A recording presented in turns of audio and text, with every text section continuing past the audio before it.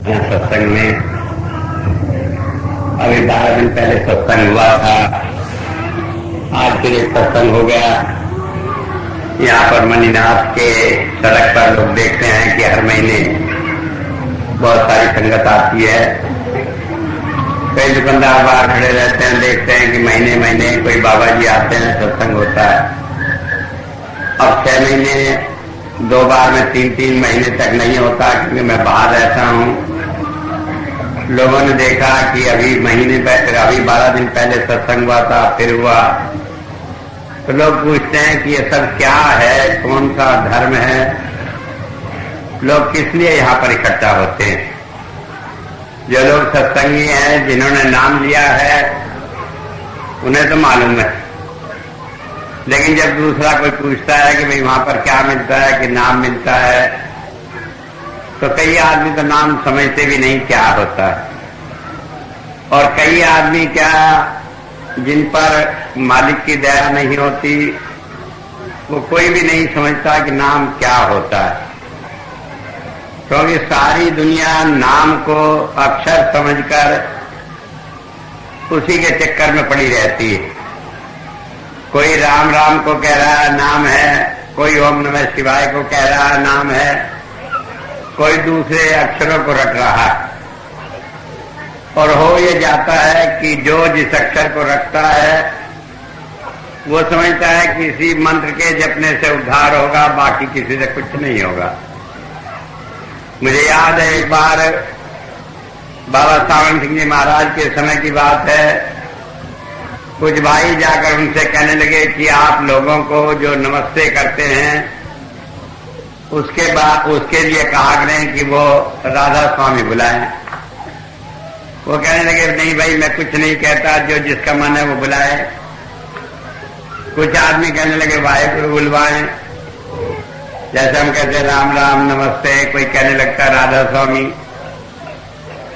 जब ये बात हुई तो सरदार लोग कहते हैं वाहेगुरु। तो जब ये बात हुई तो बाबा जी ने कहा जो जिसका मन आए वो कहता रहे। तो जब ये बात हुई तो कुछ दिनों बाद एक ग्रुप उनसे नाराज हो गया, उसने आना छोड़ दिया, फिर खिलाफत करने लगा।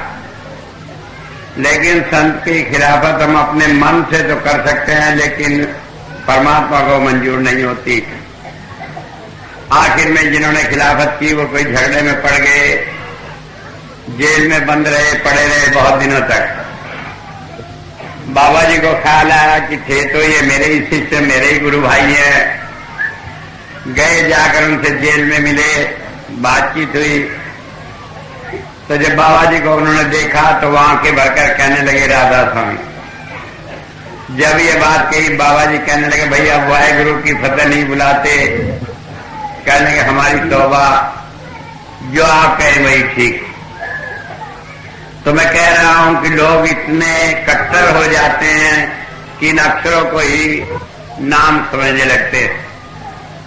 कोई कहता है कि राधा स्वामी का जाप करो, कोई कहता है 5 नामों का जाप करो, कोई इन 5 नामों में से भी किसी को तोड़ता है, मरोड़ता है, टेढ़ा करता है, मेढ़ा करता है, और ये समझते हैं कि शायद यही मंत्र है। लेकिन इस बात को बड़ा साफ बताया संतों ने कि अक्षर कोई नाम नहीं। नाम तो तवज्जो है संत की, नाम तो ख्याल है जो संत आपके साथ जोड़ता है, और जब उससे उभार मिलता है उसका नाम नाम है।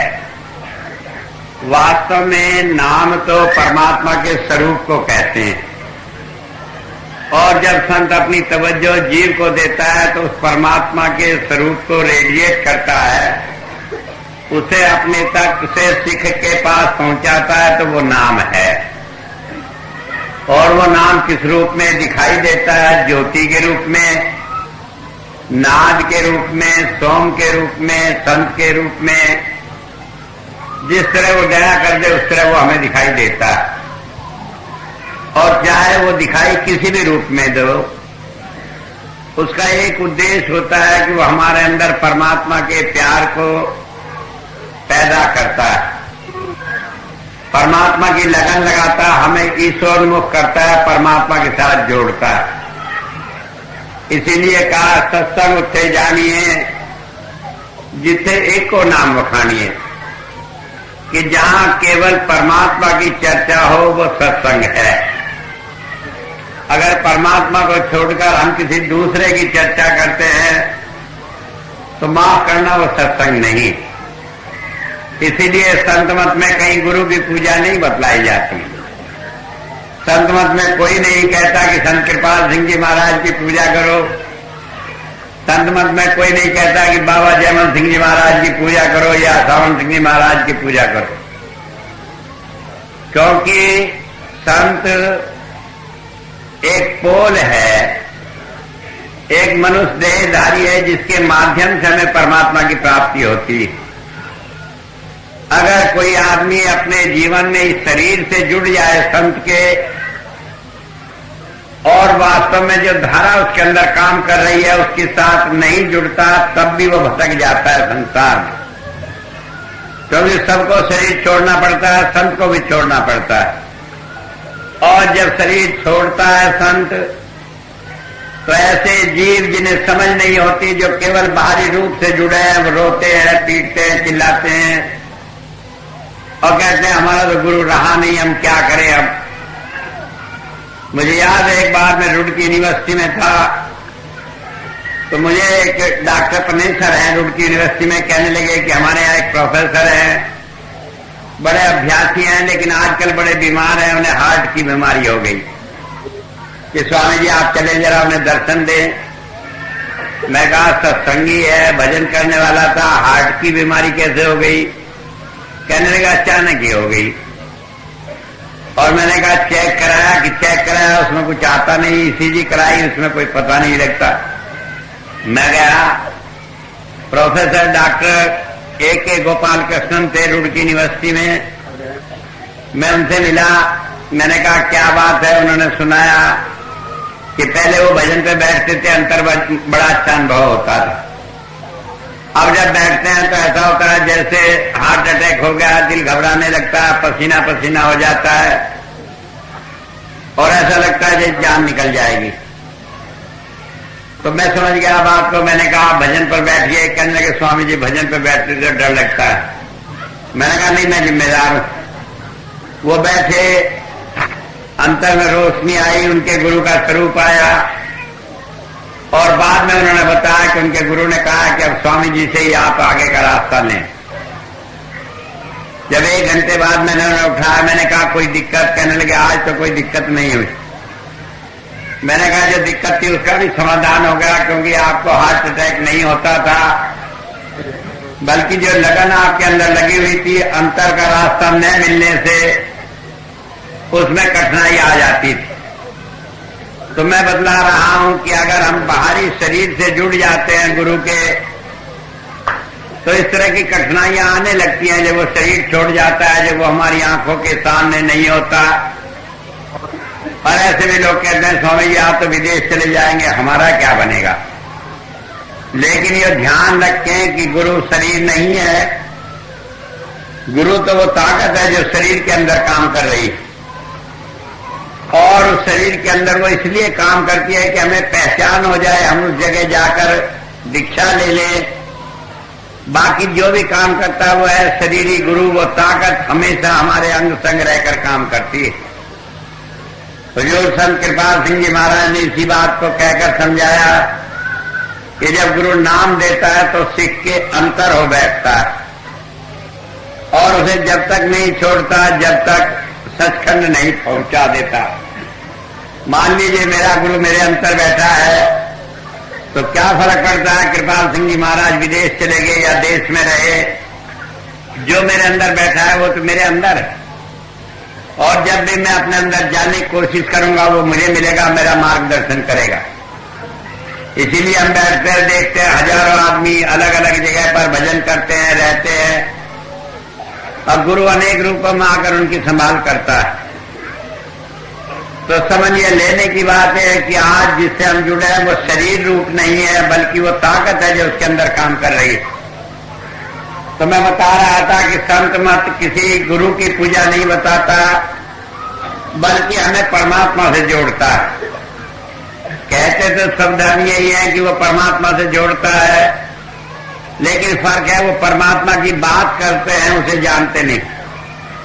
संत परमात्मा की बात करता है, उसे हमें दिखाता है, मिलाता है और हमारी सारी शंकाओं का निवारण करके हमें संसार के भवसागर से पार करके ले जाता है।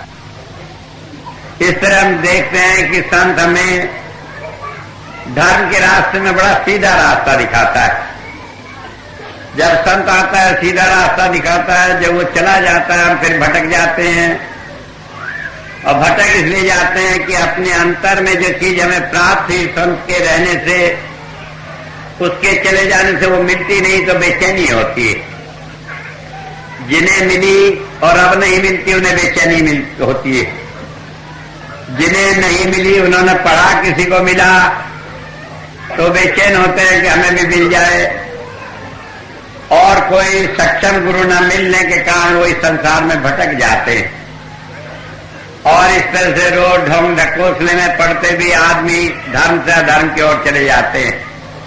बाहरी कर्म कांड करने लगते हैं, पहले किताबें पढ़ते हैं, उनसे रास्ता नहीं मिलता, फिर बाहर प्रतीक बनाकर मूर्ति बनाकर पूजने लगते हैं, फिर और दूसरे कर्म कांड करने लगते हैं, फिर लोग उन्हें ऐसे झमेलों में फंसा लेते हैं और सारी बातों का एक नतीजा निकलता है कि जिसका गुरु अंधा है, जिसके गुरु को खुद रास्ता नहीं मालूम, वो दूसरे को रास्ता दिखाएगा क्या, वहीं हम भटक जाते हैं। तो संत जब आते हैं वो हमें इन सारे झंझटों से निकालकर सीधा अंतर का रास्ता बताते हैं। वो नहीं कहते कि मुझे तुम गुरु मान लो, वो कहते हैं अपने अंतर में जाओ, देखो, जो देखो तब फिर पहचानो, तब बात कहो।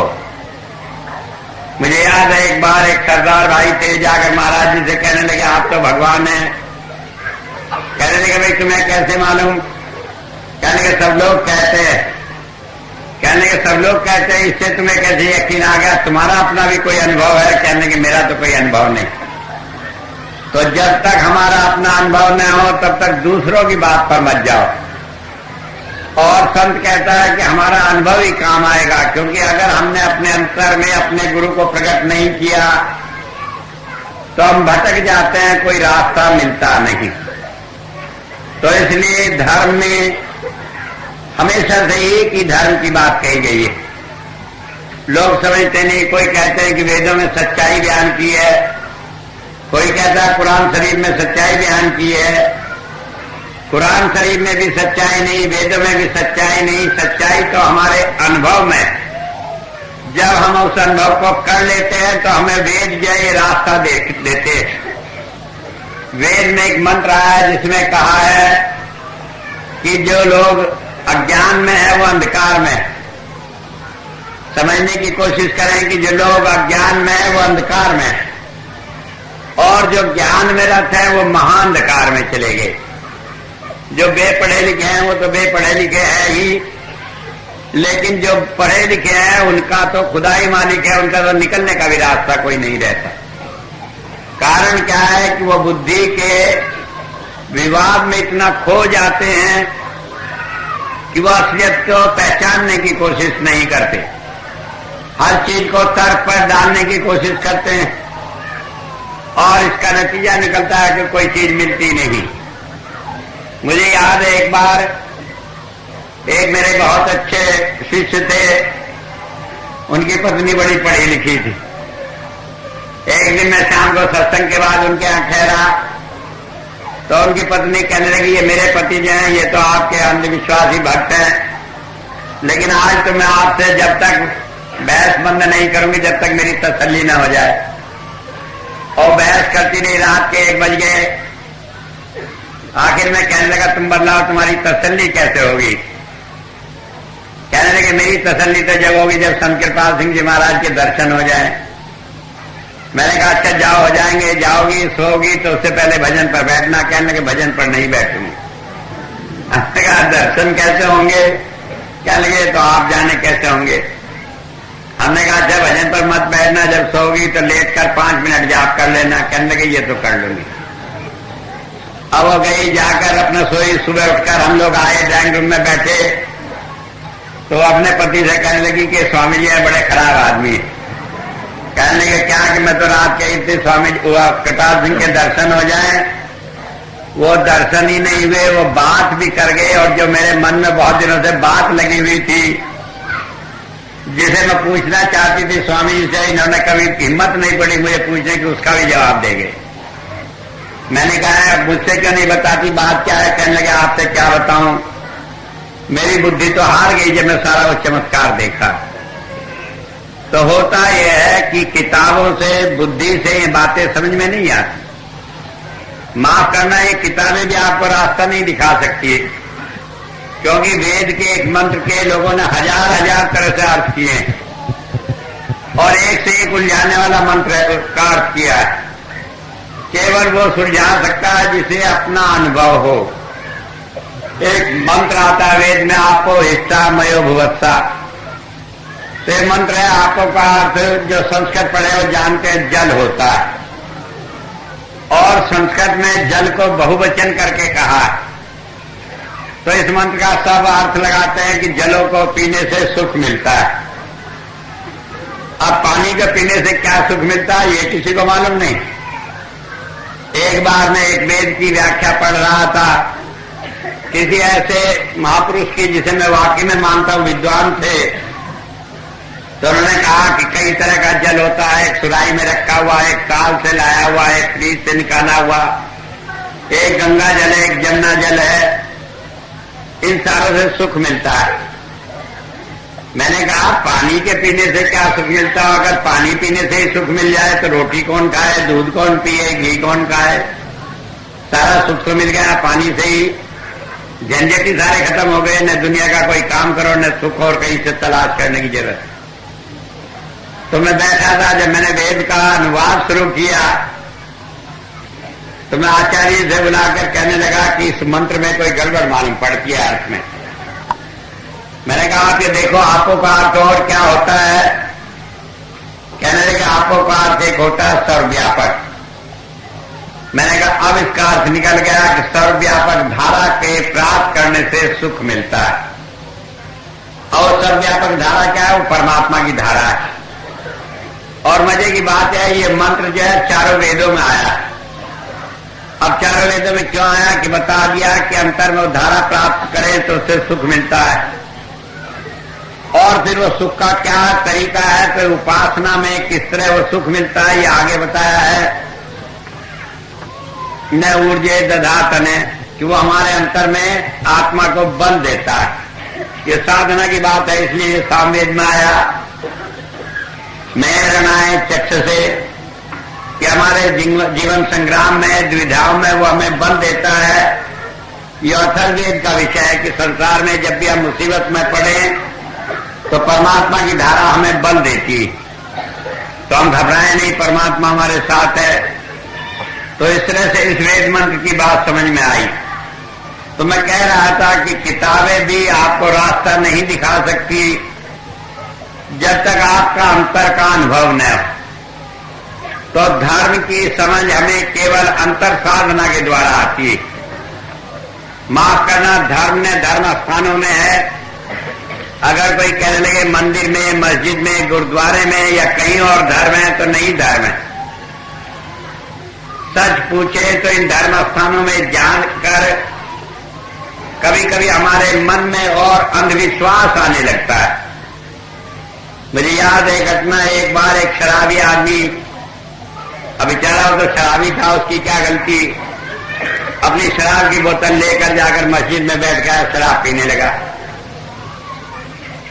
तो जब वो शराब पी रहा था मौलवी साहब आगे, उन्होंने कहा अरे क्या कुफ्र कर रहा है, यहां पर मस्जिद में बैठकर शराब पीता है तो खुदा का घर है। अब वो शराबी कहने लगा भाई मुझे तो कुछ होश नहीं, ये खुदा का घर है या किसका घर है, मुझे कहीं ऐसी जगह ले जाकर बिठा दो जहां खुदा न हो, मैं वहीं बैठकर शराब पी लूंगा। अब वो मौलवी साहब की जान को बन गई, कहने लगे अब कहां बताएं कि खुदा नहीं है। तो कहने लगे भाई बिठा दो मुझे उठाकर, तो मौलवी साहब चुप। तो एक आदमी उधर से गुजर रहा था, वो कहने लगा रिंद शराब पी जहां चाहे बेखतर, दिल में खुदा नहीं तो कहीं भी खुदा नहीं। तो समझ लेने की बात यह है कि परमात्मा तो सब जगह है, और अगर हमारे अंदर परमात्मा नहीं है तो न मंदिर में है, न मस्जिद में है, न मूर्ति में है, कोई हमें रोक नहीं सकता पाप करने से। अगर हमारे अपने अंदर का परमात्मा जीवित नहीं है, वो हम भूल गए, उसे हमने देखा नहीं। तो इसलिए ये धर्म स्थान हमारे लिए जब भी सिद्ध है जब हम अपने अंदर परमात्मा को देख लें। जब तक हमने अपने अंदर परमात्मा को नहीं देखा, बाहर की मूर्ति चाहे मंदिर में कितनी सुंदर बनाकर रखी गई हो, वो हमें पाप करने से नहीं रोक सकती। मस्जिद जो है हमें मुल्ला के सिद्धांतों के कहने से पाप करने से नहीं रोक सकती। गिरजा में जाकर हम और कुफ्र करेंगे और पाप करेंगे, कोई हमें रोक नहीं सकता अगर हमने अपने अंदर के परमात्मा को देखा नहीं। तो पहली बात यह है कि धर्म न धर्म स्थानों में और न धर्म पुस्तकों में। माफ करना, अगर धर्म की समझ किताबें पढ़ने से आ जाती तो बाइबिल की आज इतनी प्रतियां छपी हैं कि इतने दुनिया में आदमी नहीं, उनकी 10 गुनी 20 गुनी किताबें छप चुकी हैं, तो कहीं पाप होता ही नहीं। ऐसे ऐसे पादरी हैं जिन्हें बाइबिल का एक एक शब्द अक्षर से याद है, लेकिन वो तोते की तरह रखते हैं। जो मुंह से राम राम तो कहता है, उसे राम की समझ नहीं राम क्या होता है। तो बात ये समझ लेने की है कि धर्म न धर्म पुस्तकों में है और न धर्म स्थानों में। धर्म है कहाँ? धर्म तो आचरण की वस्तु है। हम अपने जीवन में अगर इस संसार से छूटकर अपने अंदर जो परमात्मा है उसकी ओर बढ़े, उसे प्राप्त करें, उसका दर्शन करें, तब ये धर्म है। सारी दुनिया में परमात्मा का एक ही रूप बताया है कि परमात्मा इस सारी दुनिया का बनाने वाला है। परमात्मा इस सारी दुनिया का पालन करता है। परमात्मा इस सारी दुनिया का श्रृंगार करने वाला है। लेकिन फिर भी हम उस परमात्मा को छोड़कर कहीं मिट्टी के गणेश की पूजा करने लगते हैं, कहीं दीवारों पर लाइनें खींचकर हुई माता की पूजा करने लगते हैं। माफ करना, कहीं जाकर नाग देवता को पूजते हैं, कहीं मील के पत्थर को पूजते हैं। और हिंदुओं की तरह ऐसी बुद्धि भ्रष्ट हो गई, कोई दुनिया में ऐसी चीज छोड़ी नहीं जिसकी पूजा न करते, और कोई ऐसा बुरा काम नहीं जो धर्म के नाम पर न करते। अपने बच्चों की बलि दे देते हैं जाकर देवी देवताओं के नाम पर, भांग पीते हैं शंकर जी के नाम पर, शराब पीते हैं भैरव जी के नाम पर। लेकिन ये हमें कभी परमात्मा ने नहीं सिखाया, धर्म ने नहीं सिखाया, बल्कि उन लोगों ने सिखाया है जिन्हें धर्म की समझ नहीं। तो ये धर्म की समझ आए कैसे?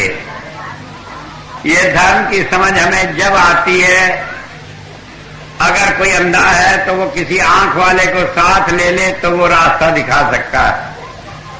बाइबल में कहा, blind leads the blind both go to the ditch. अंधा अंधे को रास्ता दिखाएंगे, तो बाइबल में क्या कहा? आप भी कहेगा कि दोनों ही खड्ड में गिरेंगे और कोई रास्ता नहीं। तो अगर कोई प्रभु प्राप्त योगी मिल जाए, वो हमें रास्ता दिखा दे तो हमें परमात्मा की समझ आती। लेकिन मुश्किल यह है, प्रभु प्राप्त योगी कौन है, क्या उसकी पहचान है, किसके पास हम जाएं? क्योंकि यहां तो सारे भगवान बने रहते हैं। एक बार मुझे याद है, एक आदमी हुजूर के पास गया। हुजूर ने कहा, कहो भाई कौन हो? कहने के मैं तो दासों का दास।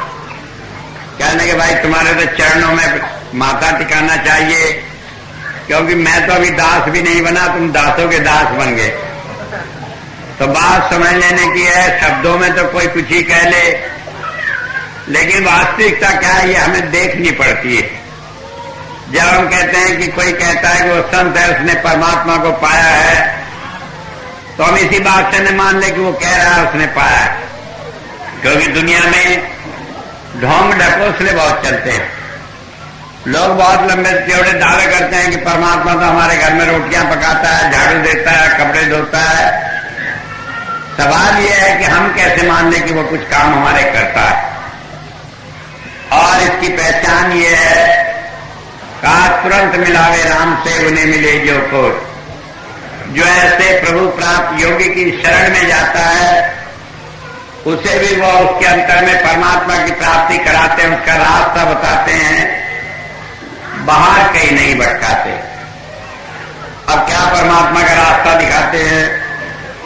मानिए संत के पास गए, उसने नाम दिया, दिखाया, अंतर में जरा सी रोशनी आ गई तो संत दावा करते हैं हाँ ठीक हो गया, जाओ तुम भजन करो।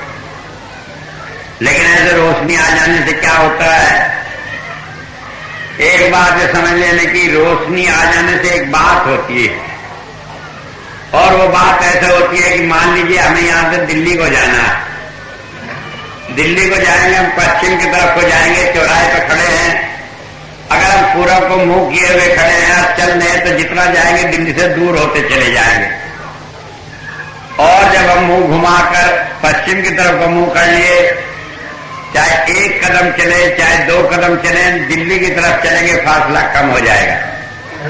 तो जब संत बिठाता हमें तो हमें इस देहाध्यास से ऊपर लाकर, 9 द्वारों से ऊपर लाकर 10वें द्वार में जब ठहरा देता है हमारे ख्याल को, तो ये हमारा मुंह सही दिशा की ओर हो जाता है।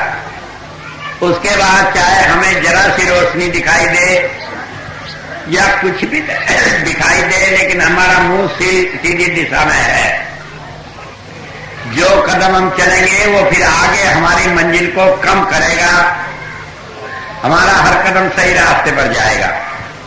तो पहली बात है, संत पहले दिन ही बिठाकर कहता है कि भाई ध्यान 10वें द्वार पर माथे पर जब यहां बिंदिया टीका लगाते हैं यहां रखो और जाप करो। तो इतना ही कर देने से हमें सही रास्ता मिल जाता है।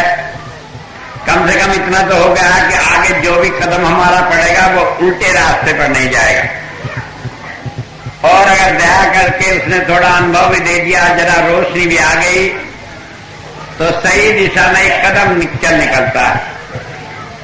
मुझे याद है एक बार एक बहन महाराज जी के पास गई, कहने के महाराज जी कुछ नहीं दिखाई देता। कहने के बीबी कुछ नहीं, कहने लगे नहीं बस जरा सी रोशनी आती है। कहने के जा बीबी परेशान न हो, लोग इतने इतने साल तपस्या किए उन्हें रोशनी नहीं आई, तुम कहते हो जरा सी आती है। कारण क्या है कि हजारों जन्म तो इसीलिए गुजर जाते हैं कि हम वही सही दिशा में नहीं कर पाते।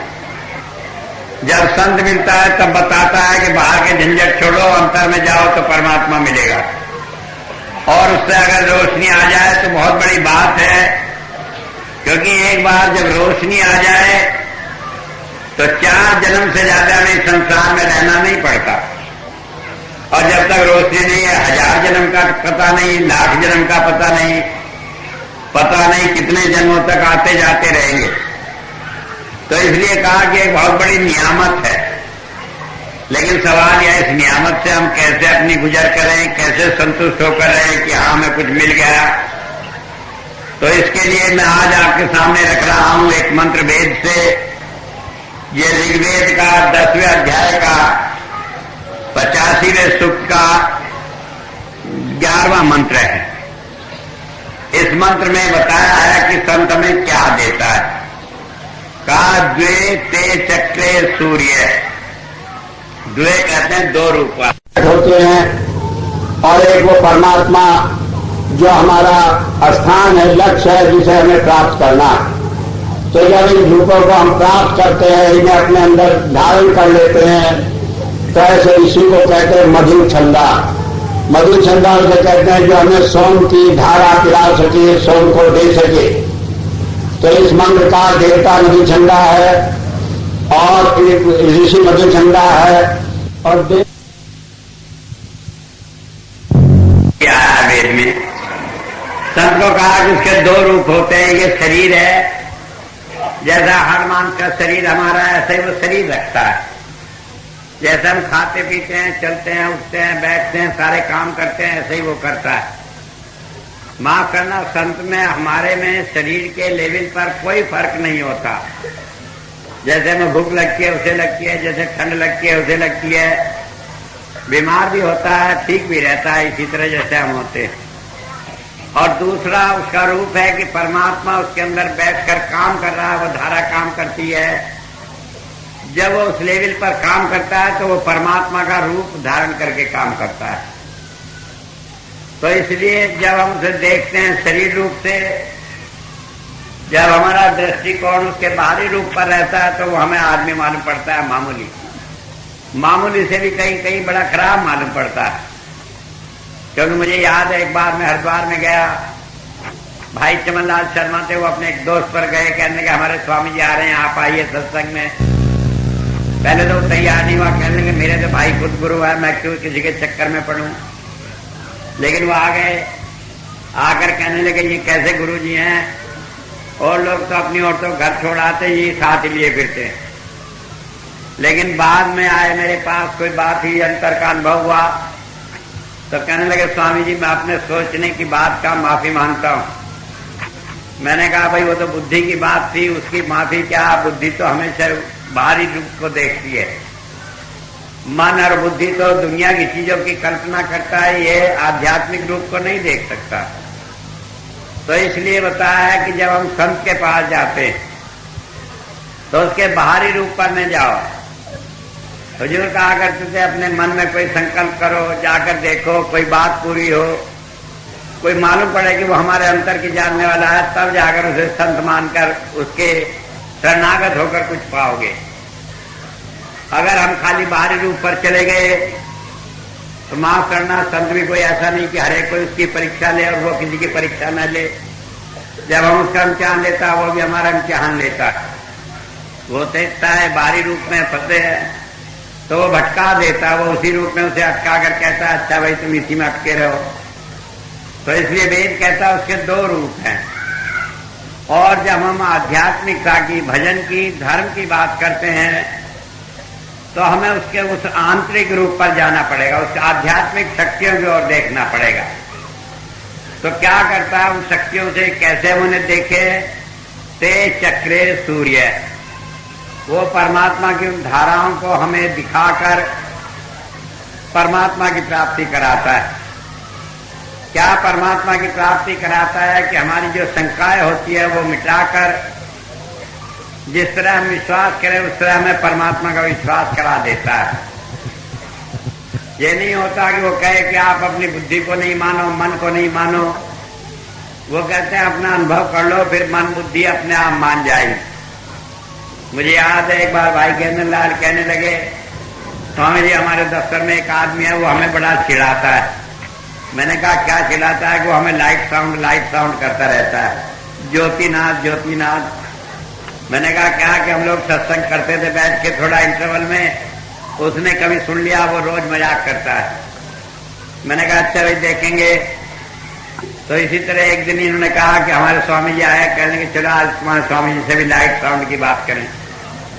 अब इनके घर पर ही आ गया, बात हुई तो ऐसी बातों में जिक्र चल पड़ा। कहने लगा क्या मैं भी अंतर में देख सकता हूं रोशनी?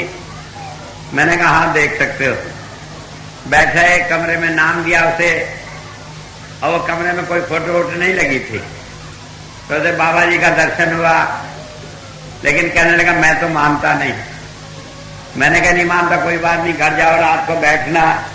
वो घर में जाके रात को 12 बजे दिखाई दिया तो वहां एक के बजाय दोनों बाबा जी आ गए, संत कृपाल सिंह जी महाराज भी और बाबा सावंत जी महाराज जी।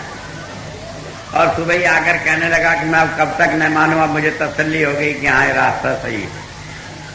तो बात ये समझ लेने की है कि संत हमें परमात्मा की धाराओं को अनेक रूप में दिखलाकर आखिर में परमात्मा के साथ जोड़ता है।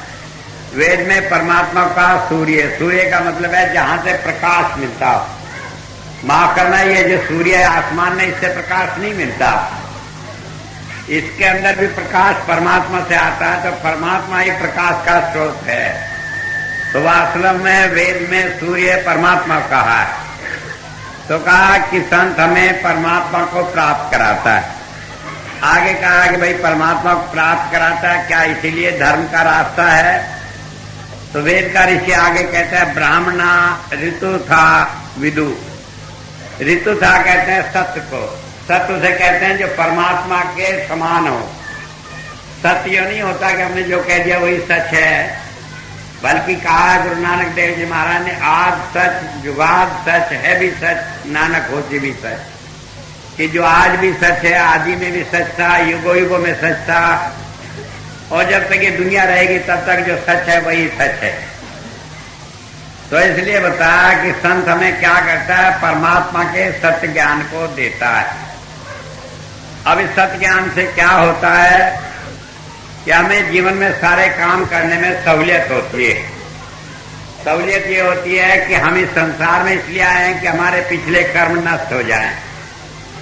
अब मान लीजिए कोई मेरे से रुपया उधार मांगने आया, और मैं सोचूंगा इसे दूं या न दूं, फिर सोचूंगा इसकी कितनी जान पहचान है, किससे वसूल हो सकता है अगर ये नहीं देगा, तो इसलिए बुद्धि से सोचकर रुपया देता हूं।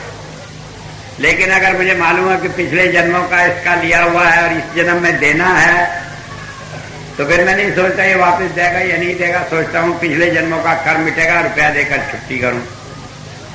लेकिन सबको इसीलिए देता रहूं, पिछले जन्मों का कर्म निमट जाएगा तो रुपया भी निमट जाएगा और कर्म भी बढ़ जाएंगे। क्यों, बहुत सारे नए ले जाएंगे जिनका पिछला चाहता नहीं। तो ये ज्ञान क्या सच है क्या नहीं है, ये हम अपनी बुद्धि से नहीं बल्कि परमात्मा हमारे अंतर में देता है। कैसे देता है, जब जो चीज करने की होती है उसके लिए दूसरे तरह की धारा आती है नाद की, और जो चीज करने की नहीं होती उसके लिए दूसरी तरह की धारा आती।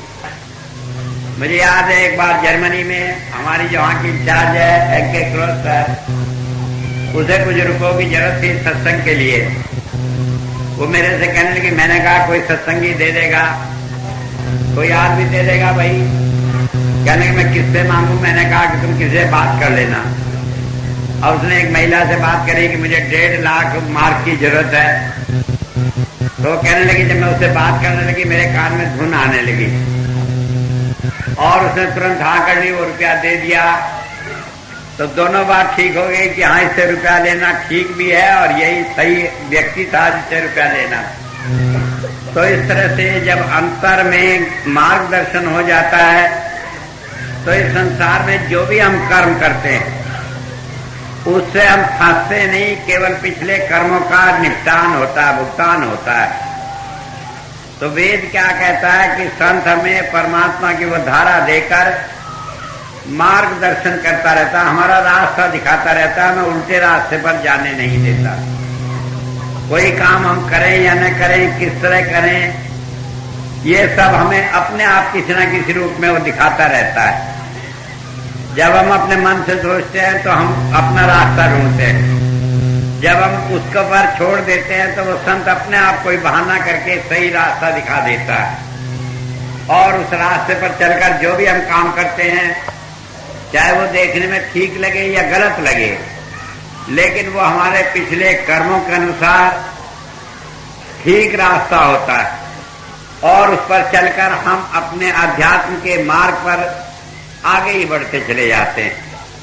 तो एक काम क्या होता है कि भजन में जब भजन बनने लगता है तो हमारा मार्गदर्शन होता है, हमें रास्ता खुद मालूम पड़ने लगता है, हम उलझते नहीं संसार में।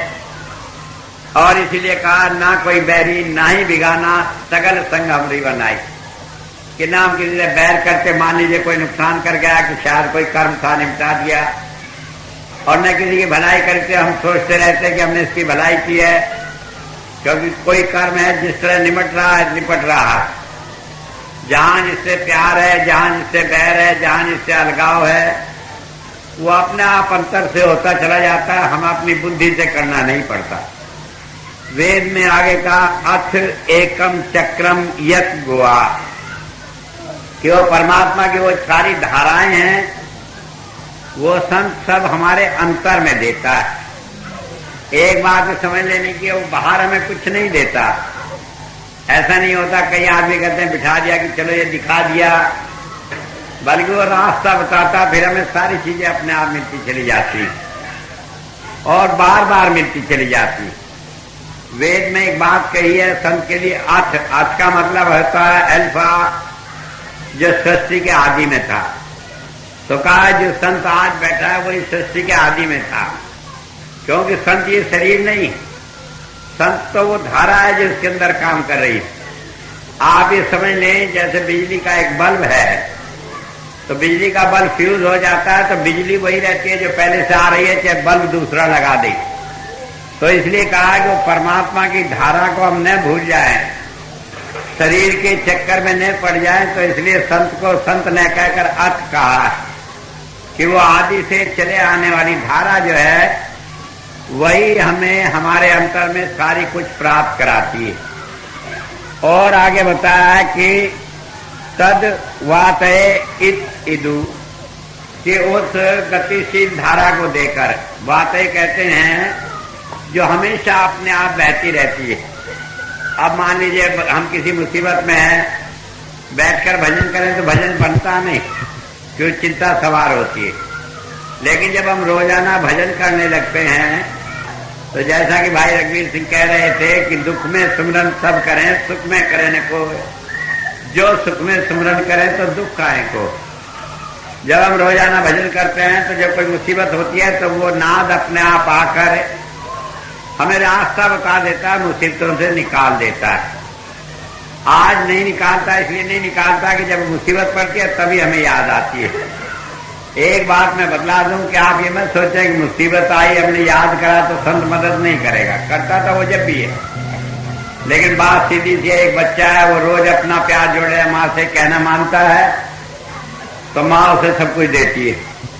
अरे एक बच्चा कहना नहीं मानता, जब वो मांगने आता है तो डांट डपट करके देती है। मिलता तो उसे भी है लेकिन डांट डपट के बाद मिलता है। अब आपकी मर्जी है भाई, आप डांट डपट से लेने वाले बने या प्यार से लेने वाले बने।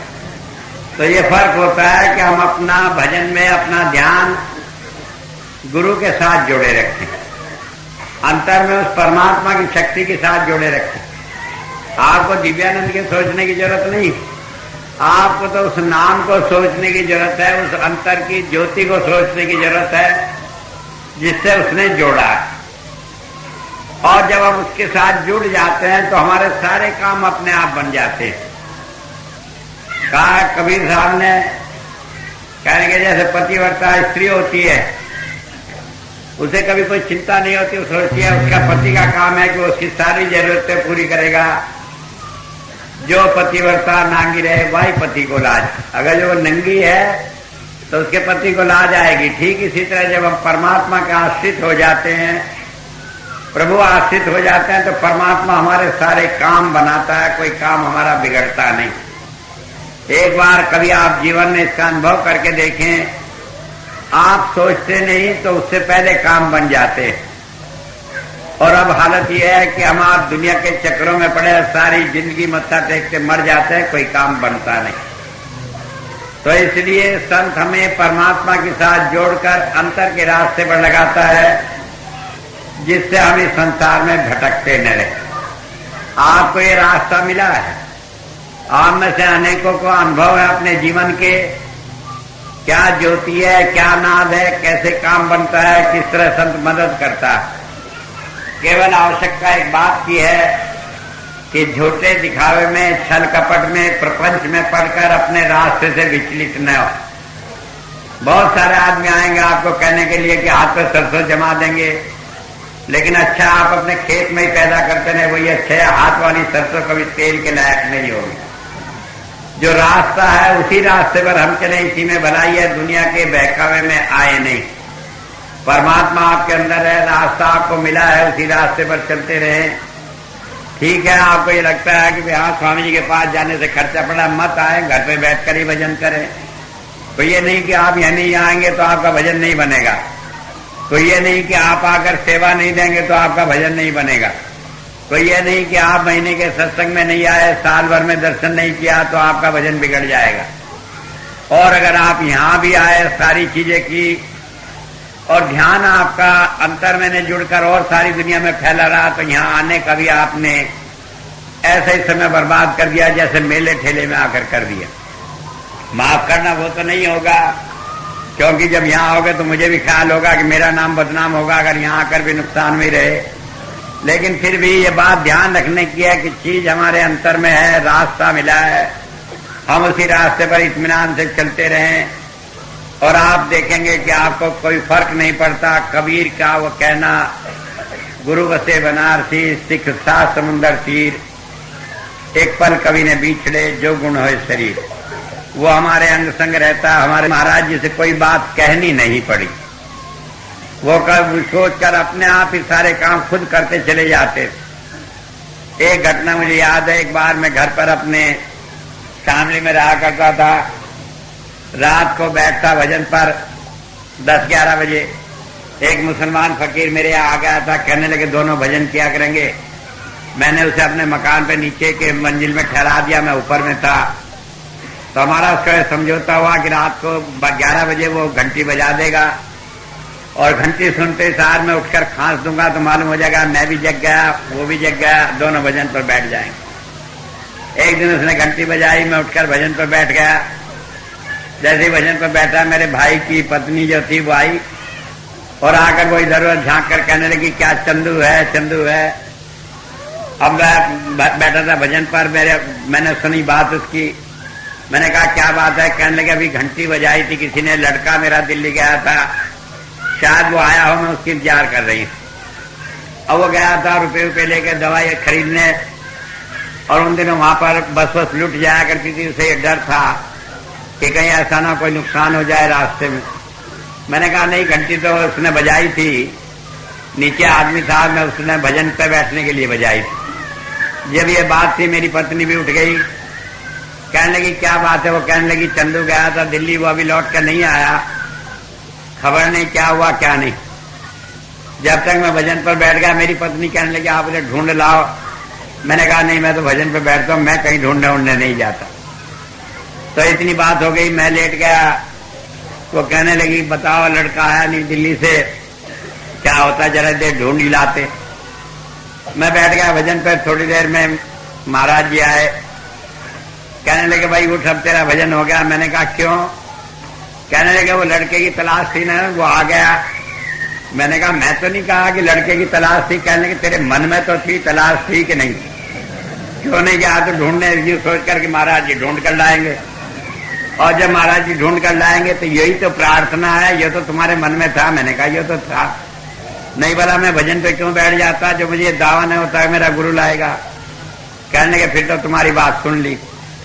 अब आप सुनिए कि हमने सोचा तक नहीं, सोचने भर से काम हो गया। और अगर इस हालत में भी हम दुनिया में भटकते फिरे तो ये हमारी मूर्खता है, और इससे ज्यादा क्या होगा।